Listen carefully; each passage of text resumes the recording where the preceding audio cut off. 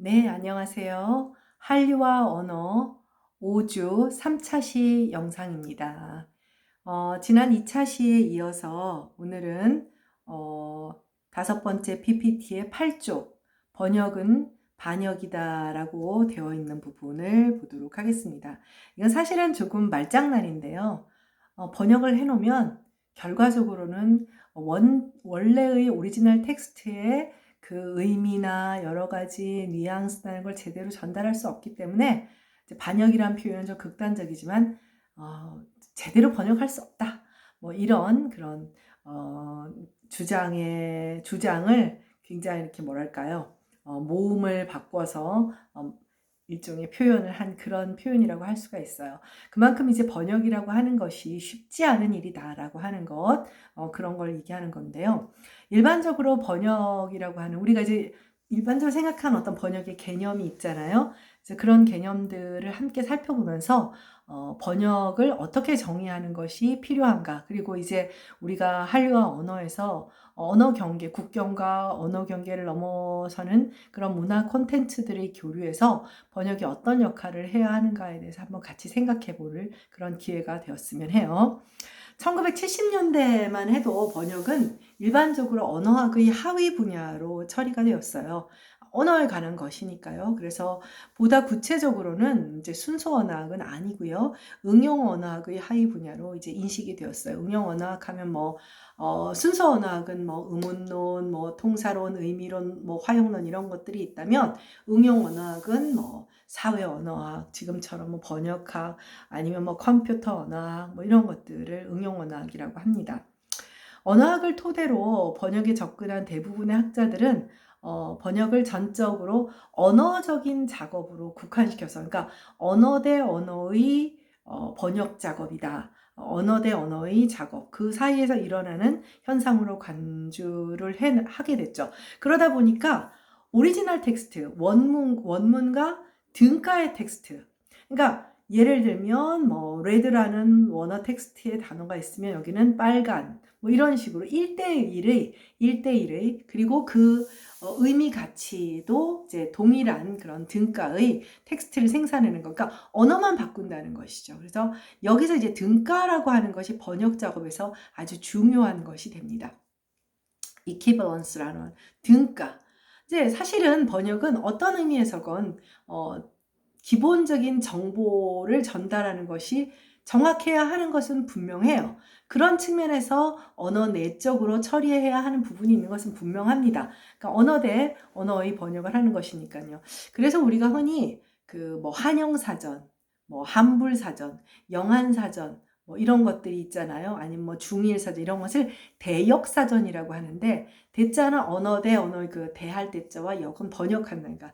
그래서 대역사전은 어휘의 차원에서 1대1 대응을 하는 등가의 개념들을 소개한다는 것이죠. 그러니까 사실은 우리가 번역을 할 때 이런 대역사전들, 우리가 알고 있는 이란사전, 영한사전, 한영사전 이런 것들을 쓰게 되잖아요.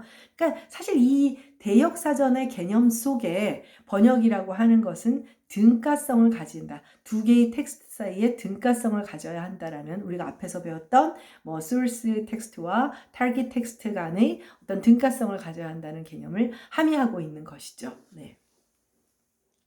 등가 개념은 말 그대로 동일한 가치를 가진다라고 하는 의미인데, 번역이란 정확하게 말해서 원문과 다른 언어로 동일한 가치를 가진 텍스트를 생산해내는 것으로 정의하는 거죠. 이게 가장 우리가 일반적으로 생각하는 번역에 대한 정의예요. 그런데 중요한 건 뭐냐면, 이 번역에서 이 등가성을 확보한다라고 하는 것은 정말로 어려워요.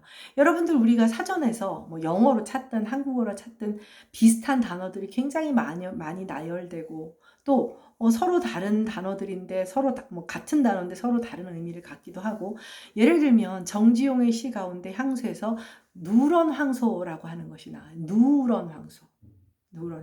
아마 정지영의 향수는 다들 잘 누런 황소를 옐로우 카우로 바꿔요. 네. 누런을 뭘로 바꾸겠어요? 옐로예요. 황소, 카우네요. 네. 옐로우 카우. 어디 무슨 서부 지역에 있는, 아니면 이런 데의 선술집 같은 그런 이름이죠. 그런데 향수에 나오는 누런 향수는 정말 전혀 다른, 여러분들이 머릿속으로 떠올리는 그런 장면들을 생각해 보세요. 그래서 이게 정말 1대1의 등가적 번역이라고 하는 것은 번역의 이상이에요. 번역의 이상. 지향해야 할 바를 상징하는 개념입니다. 그러니까 실제로는 등가가 이루어지기는 정말 어렵다라는 것을 이야기하는 것이죠. 그리고 또 한 가지 다시 강조한다면 등가성은 번역을 언어적인 차원에서만 바라보는 그런 관점이라고 할 수가 있습니다. 다음 페이지. 네. 그래서 이런 그 두 언어 간의 번역이 서로 등가적으로 이루어지기에는 여러 가지 어려움이 있는데 그런 몇 가지 이유들을 살펴봤어요. 번역 작업 후, 자, 두 개의 텍스트, 오리지널 텍스트를 타깃 텍스트로, 이제 소스 텍스트를 이제 타깃 텍스트로 이렇게 번역을 했어요. 번역 작업을 한 다음에 이 두 텍스트 간의 객관적 등가성을 확인할 기준, 이거 정말 어렵죠. 그렇죠. 어순도 다르고, 예를 들면 영어를 한국어로 번역한다면 아예 어순이 다르단 말이에요.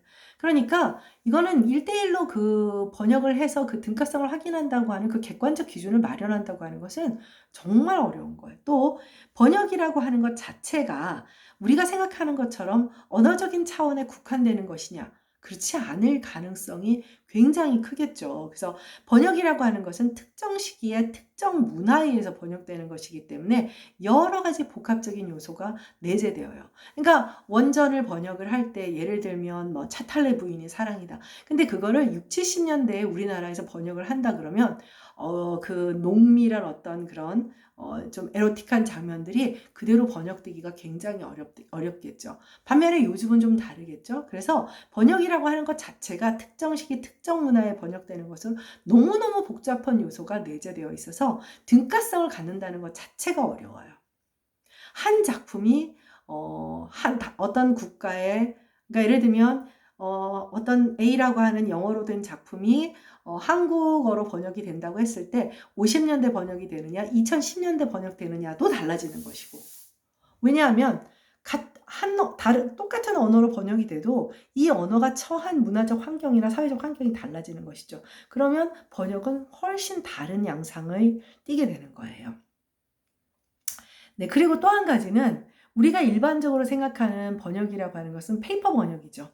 책을 번역하는 것을 일반적으로 생각해요. 나중에 뒤에 가서 문학 번역이나 이렇게 뭐 얘기를 하겠지만 우리 한국 사회에서 일반적으로, 한국 사회뿐 아니라 전반적으로 비슷하지만 한국 사회에 국한시켜 놓고 본다면 우리가 생각하는 번역은 일반적으로 문학 작품을 번역하거나 아니면 뭐 마이클 샌들의 정의란 무엇인가와 같은 어떤 입문서들을 번역하거나 아니면 리차드 도킨슨의 뭐 이기적 유전자를 번역한다든가 입문서, 교양서, 뭐 아니면 문학 작품들을 이렇게 번역하는 것들이 일반적으로 어찌되었건 간에 책을 번역하는 것이죠. 그런데 지금 요즘은 어떤 번역 자체가 보이는 어떤 그런 페이퍼 텍스트에만 국한되는 게 아니에요. 그래서 여러 가지 매체 번역을 해야 됩니다. 뭐 영상 번역, 광고 번역, 또 문서 번역, 기계 번역 등등 여러 가지의 번역 매체들이 등장하게 되니까 이것들을 모두 단선적으로 등가 개념으로 번역을 정의한다라고 하는 것은 정말 저 번역을 제대로 이해하지 못하게 하는 그런 첩경이라고까지 심하면 그렇게 말할 수까지 있는 것이죠. 아까 번역은 반역이다라고 했죠. 번역은 아포리아다 이런 말도 있습니다. 그러니까 아포리아라는 말은 스스로의 무지를 자각하기 위해 대화의 상대를 궁지에 빠뜨리는 소크라테스의 화법에서 유래한 그런 개념인데 간단히 말하면 해결할 수 없는 난제다. 그러니까 번역은 반역이라고 한 것이에요. 그러니까 번역은 아포리아다라고 하는 말은 번역은 정말 어떻게 제대로 해결할 수 없는 문제다라는 거죠. 번역은 그대로부터 있었거든요. 네, 그래서 번역을 정의하려고 하면 이걸 번역을 정의한다는 것 자체가 미궁에 빠지고 사실 그 언어적인 개념만으로 정의한다는 것은 어렵다라는 이야기로 결론을 내릴 수가 있습니다. 네, 다음 페이지로 가볼까요?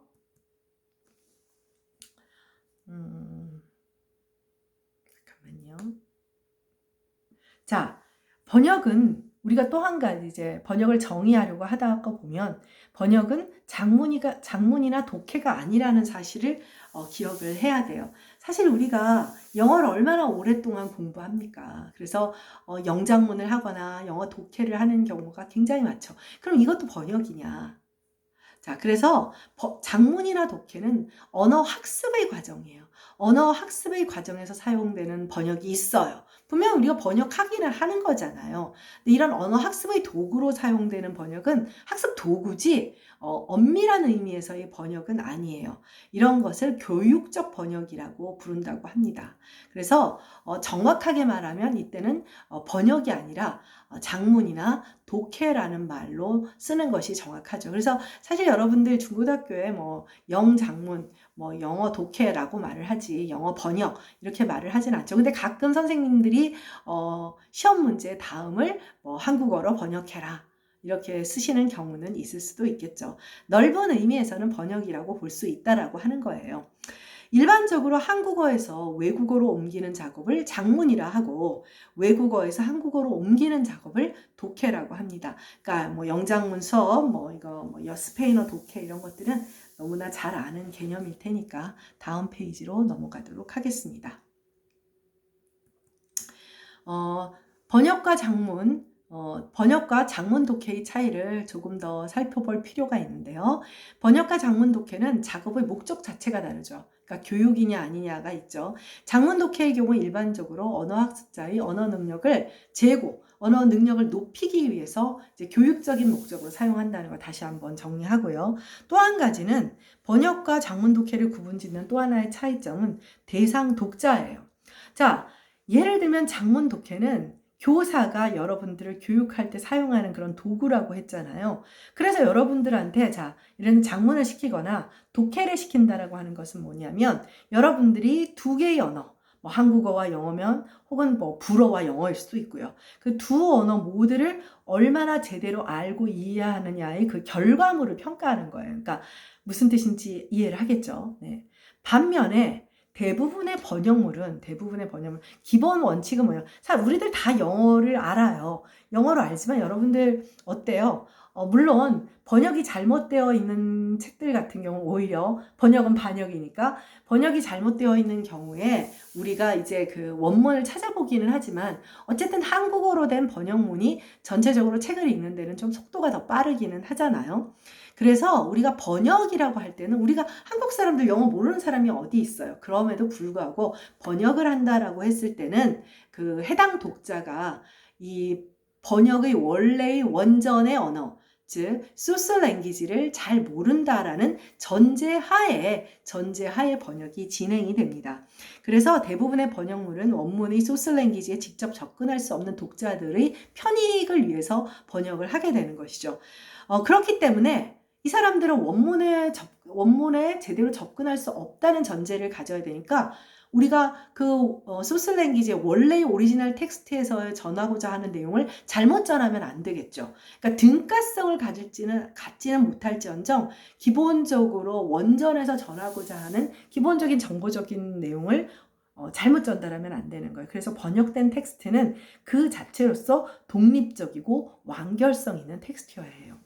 그 채식주의자를 번역한 그 사람이 이제 번역을 잘해서 그 맨부커 상을 받았다 뭐 이런 얘기도 있는데, 여러분들이 알는지 모르겠지만은 이제 이 한강이나 이제 이 한국에서 맨부커 상을 받은 건 좋은데 이 번역하는 사람이 너무 말 그대로 직역이 아니라 너무너무 의역을 해버렸다라는 거예요. 그래서 그렇게 되면 사실 이제 한강이 원래 채식주에서 밝히려고 했던 그런 어떤 내용들이 과연 왜곡되지 않을 수도 있을 것인가 하는 문제가 이제 좀 대두됐죠.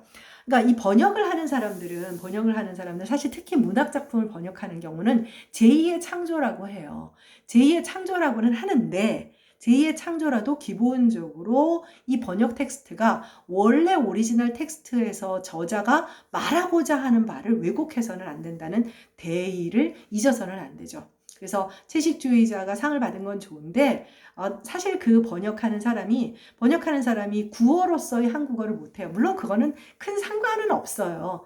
뭐 여러분들이 보는 많은 교수님들이 리딩 컴프레hen션은 되게 잘하시고 그래머도 잘하시면서 말씀을 못하시는 경우들도 많거든요. 그렇기 때문에 뭐 이거는 구어를 못한다고 해서 번역을 특히 페이퍼 텍스트를 번역하는 경우에는 그런 거는 맞습니다만은 아무래도 구어와 문어를 모두 잘한다면 훨씬 더 문학 텍스트를 더 잘 번역할 가능성은 크죠. 그래서 보통 보면 어떠냐면 이 번역을 할 때 페어로 활동을 해요.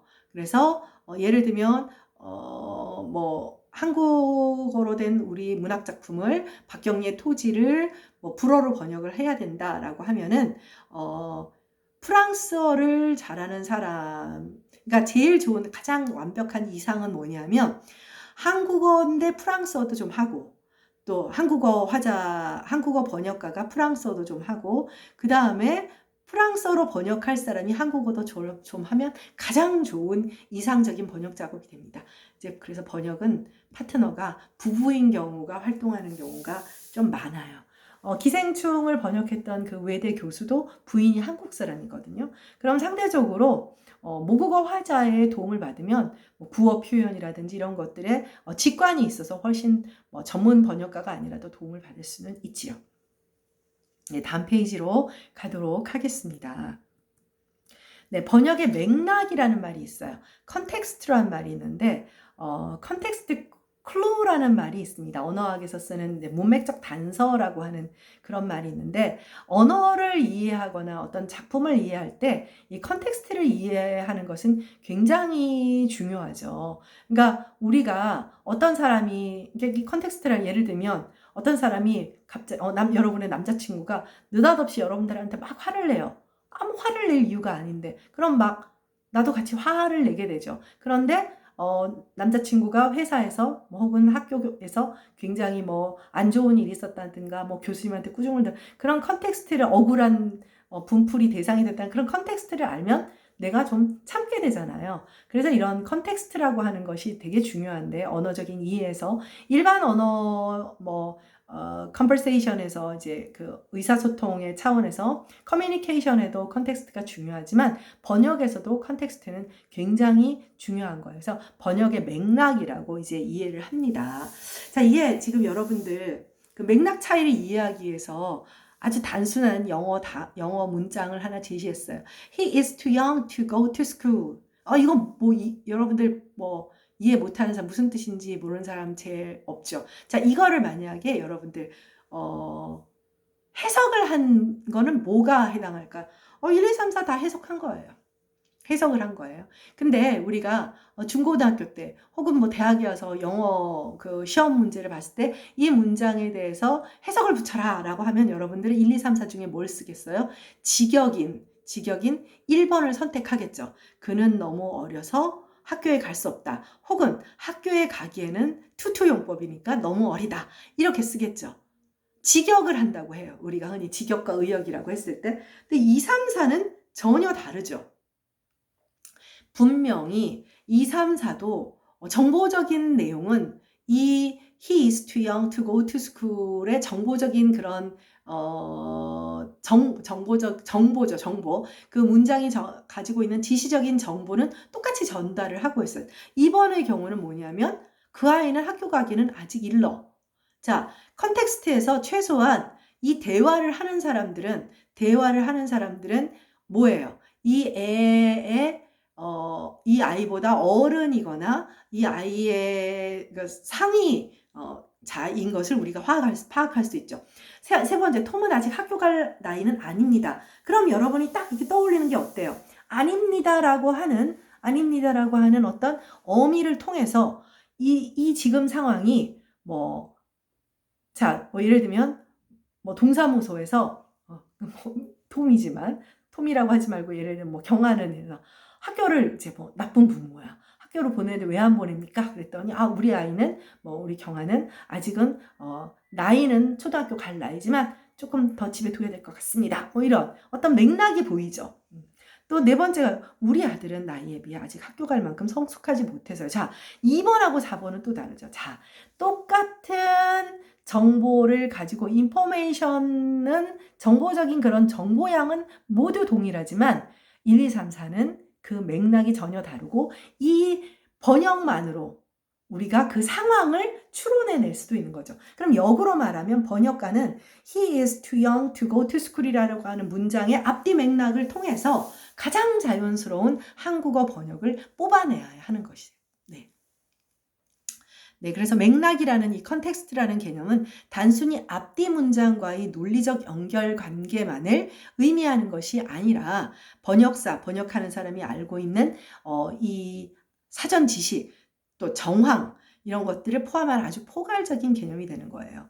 그래서 번역을 하는 번역사는 주어진 맥락에 따라 최종적인 선택을 어느 것이 가장 알맞고 적절할 것인가. 그래서 이것이 바로 맥락 없이 주어지는 텍스트를 옮기는 장문 독해 작업과 구별이 되는 거죠. 그러니까 장문 독해는 시험 문제에 딱 he is too young to go to school 하면 1번처럼 답을 하면 되는 거예요. 맥락이 없죠. 그래서 맥락이라고 하는 것은 번역에 있어서 아주 중요한 속성이고 또 장문 독해와 구별하는 중요한 속성이라고 할 수가 있습니다. 네, 다음 페이지로 가도록 할게요. 네, 번역 대상의 확대. 우리가 앞에서 번역을 정의하기가 굉장히 어려운 게 최근에는 페이퍼 텍스트뿐 아니라 고전적인 텍스트뿐 아니라 여러 유형의 텍스트들이 나오고 있어서 쉽지 않다 이런 이야기를 했었는데 이제 번역 대상이 요즘은 특히 우리가 미디어 혁명을 통해서 다양한 미디어가 나오게 되면서 번역 대상도 굉장히 확대되고 있습니다. 자, 일단 일반적으로 고전적인 번역은 출판 번역 혹은 문학 번역이라고 불려요. 그러니까 출판 번역 안에 문학 번역이 들어가요. 출판되는 게 꼭 문학 작품만 있는 것은 아니잖아요. 사회과학 서적도 번역할 수 있고 뭐 인문과학 서적도 번역할 수 있기 때문에 책으로 출판되는 출판 번역 안에 우리가 일반적으로 알고 있는 번역서들이 들어가는데 가장 그 메이저한 것이 문학 번역이라서 문학 번역을 대표적인 그런 출판 번역으로 보죠. 국내 번역 담론의 대부분을 인문학자들이 또 번역이 뭐냐, 번역 담론이라고 하는 건 뭐냐, 번역이라는 것이 뭐냐라는 것을 얘기하는 것을 번역 담론이라고 해요. 뭐 문화 담론, 뭐 이런 담론이죠. 네. 문학서, 나아가 인문서의 번역이 이렇게 강조되다 보니 상대적으로 우리 일반적으로 다른 유형의 번역이 존재하고 있다는 것도 간혹 많은 일반인들은 간과하기도 하죠. 우리가 이제 차후로 이제 다른 차시에서 앞으로 점점 다양한 번역들을 보면 출판 번역 외에도 정말 다양한 번역이 있다는 것을 알 수가 있습니다. 영상 번역, 컴퓨터 소프트웨어 번역, 상용 문서 번역 등등 다양한 형태로 존재하는 번역들이 있다는 것. 네. 그래서 번역을 이해하고자 할 때는 문학 번역이나 출판 번역의 영역은 당연히 우리가 아주 중요하게 고려해야 해요. 예를 들면 우리가 지금 대중문화만 보고 있지만 좀 전에 이제 채식주의자처럼 사람들이 가볍게 접할 수 있는 대중문화에서 시작을 하지만 나중에는 결국은 고급 문화, 이제 한국어까지 접근하게 되는, 이제 좀 더 한국의 대중문화, 한국 문화 좀 더 하다 보면 결국 이제 고급 문화, 그럼 이제 순수 소설이나 뭐 이런 게 순수 예술에 접근을 하게 돼요. 이게 보통 문화를 접하게 될 때는 사실은 학문 목적이 아니면은 이제 그 대중문화에서 시작을 하게 되거든요. 그래서 여러분들 하루키가 굉장히 우리나라에서 인기가 있는 또 굉장히 이제 객관적인 관점을 가지고 한일 관계에 대해서 조망하는 그런 뛰어난 작가이기 때문에 인기가 있기도 하지만 하루키가 이렇게 국내에서 하루키 소설이 일반화되기 전까지 사실 일본 소설은 가와바타 야스나리라고 해서 노벨 문학상을 받은 사람이 있어요. 60년대.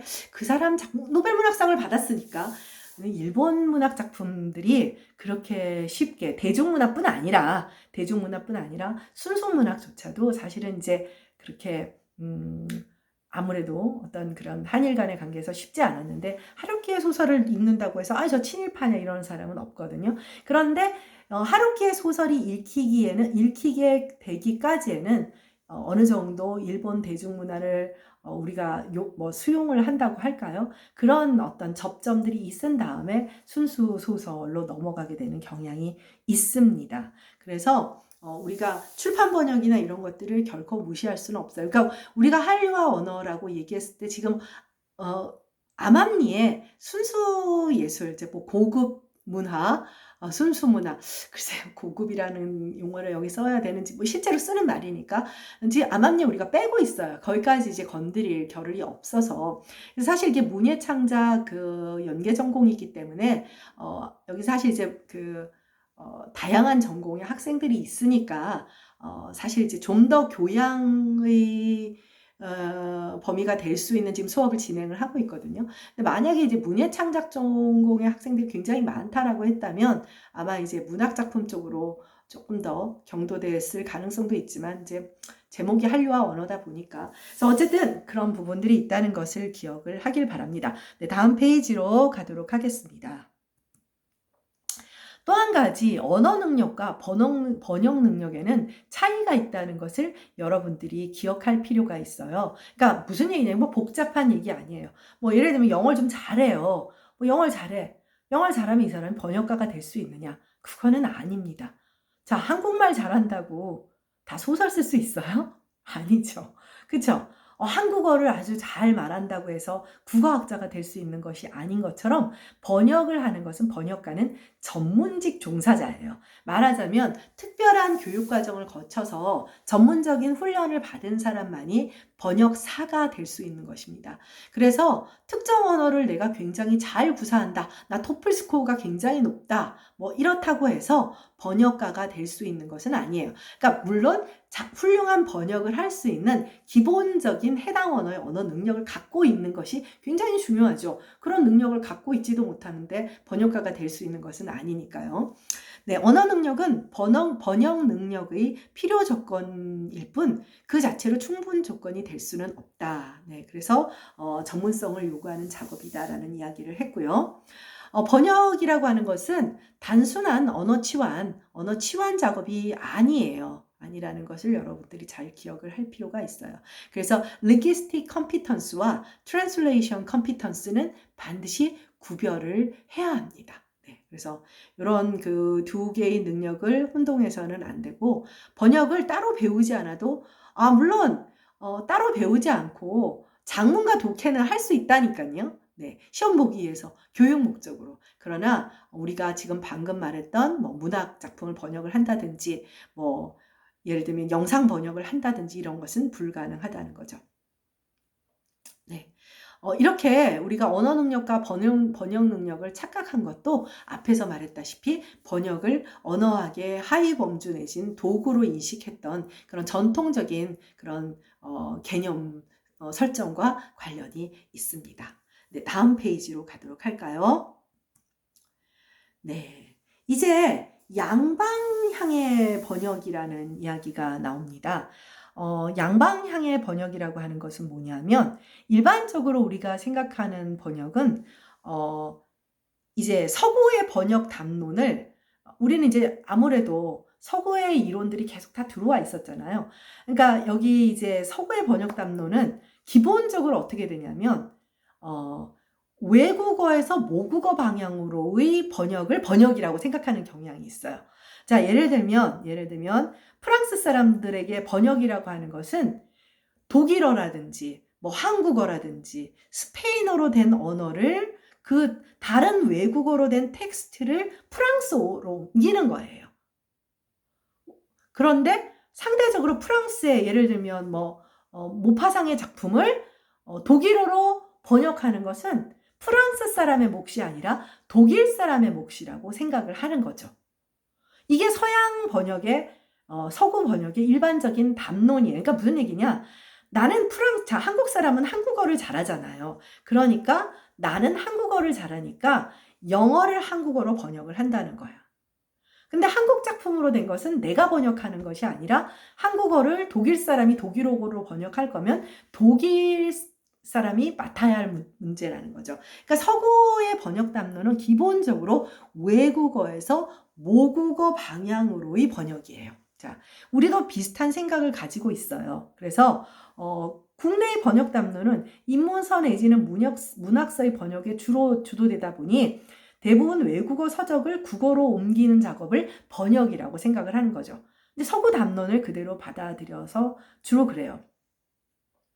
네, 해방 이후 또 서구의 문물들을 다 선진국에 수입하니까 당연히 서구의 언어들, 영어, 프랑스어, 독일어로 된 것들을 한국어로 번역하는 것이 주된 작업이 된 것이죠. 그래서 밑에 보면 그 다음 단락에 보면 세 번째 단락에 보면 서구의 번역 담론은 거의 전적으로 외국어에서 모국어 방향으로 번역의 논의의 대상을 한정시키고 있어서 우리도 그것을 그대로 받아들이게 된 거예요. 근데 최근에는 모국어가 아닌 언어로의 번역이라고 하는 방향도 있는데 이걸 역번역이라고 합니다. 역번역이에요. 근데 사실 이제 서구의 번역 담론에서는 역번역을 모국어 아닌데 내가 내 모국어가 아닌데 잘 번역할 수 있겠느냐 하는 그런 생각 때문에 좀 바람직하지 않다라고까지 생각하는 경향이 있었습니다. 네, 다음 페이지로 갈까요? 네, 그래서 서구의 담론을 그대로 수입한 결과 우리도 외국어를 한국어로 옮기는 작업들의 번역이 집중되었어요. 특히 우리 한국어는 주류 언어가 아니었잖아. 아니죠. 지금까지도. 한국어같이 소위 이제 주류 언어가 아닌 제한적 영향력을 가진 언어의 경우 국내의 번역사들이 양방향의 번역을 모두 소화해야 해요. 그러니까 우리는 우리 한국어를 독일 사람들이 번역해주는 일은 최근이란 말이에요. 아직도 순수문학 작품은 사실은 이제 그렇게 아주 큰 시장을 확보하고 있는 것은 아니거든요. 그래서 한국어와 같이 소위 제한적 영향력을 가진 언어의 경우 국내의 번역하는 사람들이 양방향의 번역을 한국어를 외국어로, 외국어를 한국어로 이렇게 이중 부담을 갖게 되는 경향을 가지게 되죠. 그래서 한 예로 들면 한국에서 국제 행사를 유치한다, 올림픽을 유치한다, 홍보 자료 같은 것들을 한국의 번역사들이 영어나 불어로도 번역을 하게 되는, 그러니까 그런 작업들을 하게 되게 되는 거죠. 또 한국의 영어가 국제 영화제에 출품된다. 그러면은 기생충도 사실 지금 외국인이 번역을 했지만 그분은 사실은 한국어 콘텐츠 안에서 한국어를 사용하는 사람들 내부에서 한국어를 하는 분이 번역을 한 거예요. 네. 그래서 사실 모국어 방향으로만 번역하는 것을 원칙으로 잡는 서구의 현실과 비교해 보면 우린 좀 다르죠. 그 이유는 서구의 영어나 스페인어나 프랑스어나 이 독일어와는 달리 우리의 언어는 사실은 이제 주류 언어가 아니기 때문에 이런 양방향의 번역을 국내에 번역하는 사람들이 맡아야 하는 그런 양상을 가지게 되었던 거죠.